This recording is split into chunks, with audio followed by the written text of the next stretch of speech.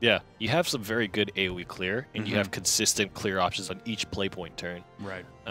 Which can really help. I feel like it's kind of very similar to Bloodcraft in the sense that it requires a kind of pristine draw, a pristine curve to play out that way-ish. Right. But we'll see. Here we go. Oh, it's going to be ExG with his sword So what deck. did I say? Sword Shadow? Oh, well, I already failed on one. Hey, we got the sword deck, though. Yeah.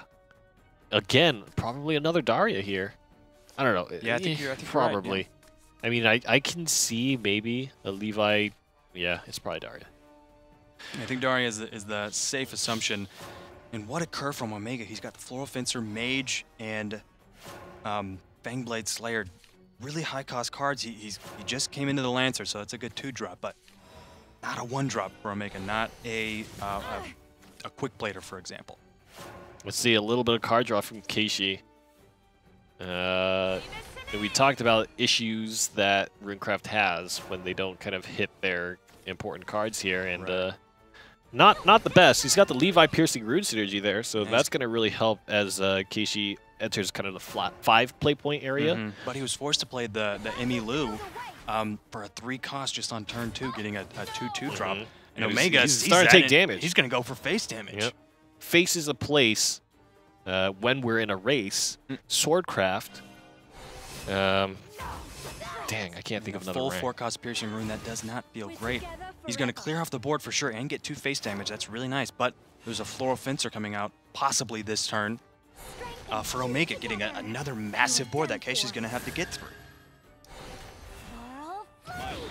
And now that Keishi has the Evolve Orb now, but he doesn't have the Piercing Rune to really gain the full effect from that card with the turn 5 Time Worn Mage Levi combo. Being able to evolve the Levi, get a 4/4 follower, and then Piercing Rune, and then Crimson Sorcery on that, all on the same turn. That's an absolutely massive combo.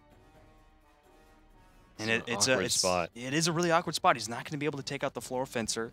Doesn't really want to spend the Crimson Sorcery. It's he still has 3 play points left to spend, but with Craig in his hand and two other Levis and only 2 Evolve Orbs, 1 Evolve Orb remaining, he's in a real difficult spot with his hand. We'll see what choices he makes to really come out on top of this matchup. Yeah. If he's able to clinch victory.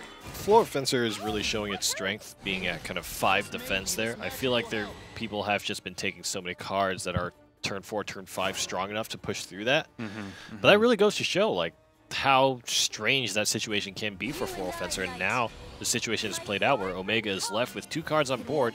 He could easily choose to evolve Knight. He chooses to evolve the Mage here for some clean board clear. But could have evolved the Knight for some really good face damage. But now the board state is looking excellent for Omega. Right, if he evolved the Knight, he could have got more face damage, and but he wouldn't have been able. The Knight would have died if he traded into Craig there. And so now he's got a full 4 followers on his board, and there's no AOE clear in the hand of Keishi. He's got Crimson Sorcery that's going to be able to take out the Mage, a Blade Mage, and another Levi as well. It's just like a 2/2 drop. He doesn't have any more Evolve Orbs left. And it's tough because you're committing these cards, but they're definitely cards that are not going to be spell boosted by a future Daria, right? Right. But we've reached the stage in the game. The game is stabilizing. I mean, I definitely think Omega has the advantage, especially with Oh god, there's so much potential damage on the board here. So much damage, and even if Keishi comes into a Daria now, it's gonna be too late. There's 9 health, so 9 health definitely insight. a situation. He's gonna have an opportunity to draw here, and also spell boost. And there's only 1 spell remaining in his hand. That's Demonic Strike, the card that you really want to have just to finish off an opponent. He's going to use it to take out the Pirate. He's going to take 6 damage currently with what he has in hand. Got 4, 6. Luminous Mage will give the free evolve. Actually, if Luminous Mage comes in, he'll still get 6 damage if he evolves Knight. Because each will get +1. I have a feeling he is going to evolve the Mage and trade it into Olger. Keeping a full 4 board of followers. He's got the advantage. He knows it. He's playing very safe. He's playing correctly. Yeah. The big tragedy here is what option could Keishi draw that would even win this situation. You know, he's way too Right. low on health. He has no wards and board. That's typically something that Daria, Rune, and even D-Shift Rune just don't run, right? And against Swordcraft, when you have so many cards that can swing face and a board state that is so strong, ward and clear is really the only way to get through that. And even if he did, you're heading into the turns where Fangblade Slayer starts coming out. And he just still hits you. Real nasty. The name of that game was board space. I want to see a Runecraft game where they actually draw their win condition. Please. Please. Can we please see that? Praying up to the gods. Yeah. Can we see this, please? Isabel's just mad that we ignored her for 7-8 weeks. Yeah, she's taking her vengeance on us. Yeah. Hell hath no fury. Yeah, it was just like, now you want to play with me. But Keishi could elect to stay with his Runecraft deck this turn. We'll see what they decide to do. Oh, there it is. And Omega's got a Forestcraft deck as well. Sword Forest. We're living in Rage of Bahamut now. This is literally Runecraft against Sword Forest. This is Rage of Bahamut. Feels good. Living back in the day. Except back now in retro times. We got Grimner now. Retro times was 3 months ago. Apparently. Retro times. Yeah. Hey, time scale is all relative, right? 3 months ago. Yeah, was like, you're right. It's all relative. What is it, like a little less than a quarter of the game's life? The game is like a year old or so. Or so. About. Hey, he's got Jungle Warden. And what a quiet game so far. There hasn't been a card play that's Magic Missile right on turn 2 for Keishi. Tough situation for Omega. Not only are you going first, but you don't have the early drop to take advantage of it. Right, and there's and Daria. You don't have an Ancient Elf. Yeah, and there's Daria, and he was able to spell boost 2 Ulgers at the same time. That's absolutely massive. And he's got another Magic Missile, Emilu, and Conjure Golem as well. Oh, boy. And more card draw. Those spell boosts. Oh, another insight. This spell boost is going to get out of hand really fast. Oh, he's got Clarky. Clarky next turn. With an Evolve next turn, and well, he won't be able to Piercing Rune. It'll be 1 cost too shy. Omega, Sylvan Justice, using that card, trying to get the options in hand he needs for those Roach combos later on in the game.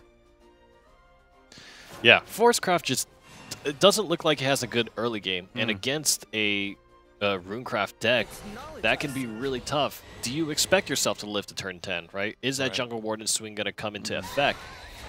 Really, and you have no Roach, you have 2 bounces, so that really puts a lot of damage in your hand, but you have no way to really kind of control this board situation as it stands. Will of the Forest is coming up next turn, and you're going to do 6 damage with it. Right. There's 12 health on board. It's a possibility that Will of the Forest, well, he's going to go with the Fina. Trying to get a strong follower on board as well as a Goblin Mage. I think he's probably going to throw the Goblin Mage. Yeah, didn't want to take the risk of the Will of the Forest. It could have destroyed 1 follower, it could have destroyed 2, but you know that's a risk that I don't think Omega was willing to take in that situation. But there's still a massive amount of tempo in Keishi's favor. He started his turn and he's already got 2 followers on his side of the field and a Daria. Oh, a second Daria actually kind of sucks. To go. Yeah, having a second Daria, that was a little bad. Yeah. But he'll be able to push Daria down to 2 cost here. He won't be able to play it. Okay, he's just going to throw away the rest of the cards. I'm actually fine with that. Giving away 3 cards for another 5 cards. Yeah, that's fine. And they weren't 3 cards that were like Oglers or anything like that, you know? Right. Now he's got a 1-cost Blade Mage. And this is already a massive board on the side of Keishi. Pretty full board as well. He's got the Levi for the last Evolve Orb he has, so he's going to be able to really utilize that to full effect. Another Elf Child Maid. That card could come in very much handy when the Roach combos come in. Spend 5 to do 7 damage. There's 10 health on board, so the Elf Child will not be enough to finish it out. He has in total 8 damage for direct damage. Right. If it happens to be the Ogler that's remaining, there's a high chance that the Daria will die. If it's just the Ogler remaining, then he takes 3 to 6 damage to face, 8 damage to face. He will survive 1 extra turn. Oh god, I think he's dead. He needs to evolve. Yeah, he needs to. Yep, he needs to evolve to clear it. Right, it's going to clear the board. That's his second evolve point. And there's still 1 evolve point remaining for Keishi and a Levi in hand. I think it's going to come in absolutely crucial. Getting the Crimson Sorcery in hand, spell boosting your followers even more with that Blade Mage. Blade Mage is already down to 0 cost though, and there's a Craig and a Fate's Hand as well. So Craig not really getting its full effect here. not being able to spell boost anything in the Craig and I want to say Kyle, but I know it's not Kyle. Craig, Kyle, Clark. Clark. Yeah. It's just like back in the old days. Crimson Sorcery in the Fate's Hand? No, he can't do it 'cause he got 3 points. Atone with your lifeblood. Blade Mage is 0 cost. Might as well get it on the board for that face damage. Okay, he's saving the Crimson Sorcery to swing another turn, and I think that's smart. Right. But Omega knows it's in his hand. He could knows it ward could up. be coming. If he doesn't have an Evolution Orb, so he's gonna roll dice. He needs to play Roach to live, I think. Yeah, I think you might be right. Just Got a having that Fairy Circle. storm for board clear, I think is gonna very crucial. Yeah, that's a big loss. If he had a second Roach in hand, it would actually be fairly okay. He's gonna bounce, or he's gonna play the second Elf Child here. Right, he's gonna keep his Full Grimnir, clear. he's gonna keep his Jungle Warden. Definitely massive cards, but there's 20 health for Keishi and only 6 health for Omega. Keishi's really been laying on the pressure this game. We'll see what this draw is. It could come in absolutely crucial. Another Insight, so he's gonna be able to draw another card this turn and also spell boost the Fate's Hand, Magic Missile. He's got 4 damage here in spells. He didn't draw another spell, so Fate's Hand. Still oh my no. gosh, another Clark and a Craig. He's got a lot of spell boosting cards, Right. not a lot of spell boost cards. Right. He passes turn to Forest, and the Fina is kind of a not so great card in this scenario. Right, without an Evolve Orb, not being able to get that Goblin Mage. I wonder if he's going to opt to spend the Nature's Guidance to draw again. The big difficulty is you really would have liked to have Aaron by now. The Princess Mage. Again, it's kind of in the same boat as Fina. Yep, just trying to minimize damage right here. Forestcraft is desperately trying to draw into options. What do you do here? Ward up. He doesn't want to get stormed down. Right. Now, I'm not sure how many Blade Mages has come through his hand, but if that third Daria ends up being picked up, it's entirely possible that the Daria can be played, and then some kind of... Oh, God. He's going to boost that thing up, and it's going to be a huge board. No way. It's knowledge I seek. The big issue, I think, is that you need to focus on wiping the board because, well, we know in hand Omega doesn't have the Nature's Guidance anymore and no Roach in sight. But for Keishi's purposes, maybe he's leaning on, okay, you have 3 cards in hand. Oh, the Aaron. Right. And next turn, he's going to be able to play the Daria for free after playing the Clark. It's not turn 10 yet. Jungle Warden's still not an option. Aaron, though, definitely giving him what he needs, the healing and the extra orb for a little bit more of tempo. We'll see what the followers are going to be in this Daria pickup for Keishi. That's going to be crucial. Aaron is tough enough to kind of put Keishi in a tough spot. Going to choose to use the Elf Child and maybe swing into the 2-2. Or rather, the 2-3. There's no reason to swing into the 2-2. It's knowledge I seek. But still, it's kind of an awkward spot where you can't quite just kill the Aaron outright. Right. Yeah, you don't We'll see have what an he draws. He gets a Evolve bunch of Angelic Snipes, and that might actually make all the wow. difference. He's going to be able to play the Blade Mage, swing on the Aaron, and then spell it out. Demonic Strike as well. That 3 damage just right out of your hand is cannot be understated. That's huge. And That's he a spent big the Crimson, draw. Yeah, he spent the Crimson Sorcery on the Grimnir on 2 turns ago. Next turn is Jungle Warden turn, so that's going to be double ward. That makes it actually really tough for Keishi to swing through, but he has so much board control right now and could use spells to kind of clear that out. I have to imagine you're jungle warding here. The fact that every single card is going to have 4 damage on it makes clearing out Daria tough. So 3 cards down here, he's going to have 7 damage in hand plus a 4 from the Demonic Strike here and the Blade Mage. But still, no follower with 5 attack, not going to be able to take out that Daria. A second Blade Mage here. And yeah, those wards are going to be huge with the hand I that Keishi think- has. It's going to be so difficult to deal with that. The Jungle Wardens each with 3 defense and Aaron with 4. Good swing it. He still has Craig for another 2 spell boosts. Swing it. Atone with your life. Can't really do much. Right. He's going to get 2 damage to face at most if he chooses to throw his Storm here. Right.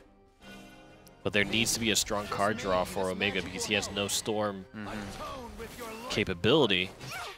Needs to be a ward. It needs to be a heal. Oh nice. My gosh! Not bad at all.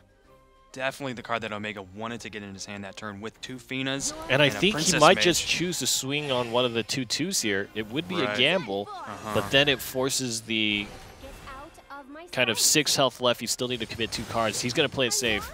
And with 3 defense, both of those followers can't clear up. Oh, a piercing rune. God, that was really good on his part to swing against the Daria. That piercing rune top deck would have been devastating. And the Grimnir keeps drawing into these options. Great options. Still, right at the final hour. Yeah, Grimnir's great on turn 10, does that 4 damage, but there wasn't a huge board for Keishi. Kaisha's was at 19 health. We're in this period, though. Once you see Runecraft in this situation where they're just top decking, they are so weak.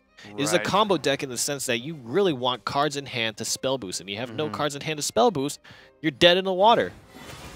Now you can bounce your Grimnir here and get that play point again, or get that enhance effect again. Oh my gosh, that's absolutely massive.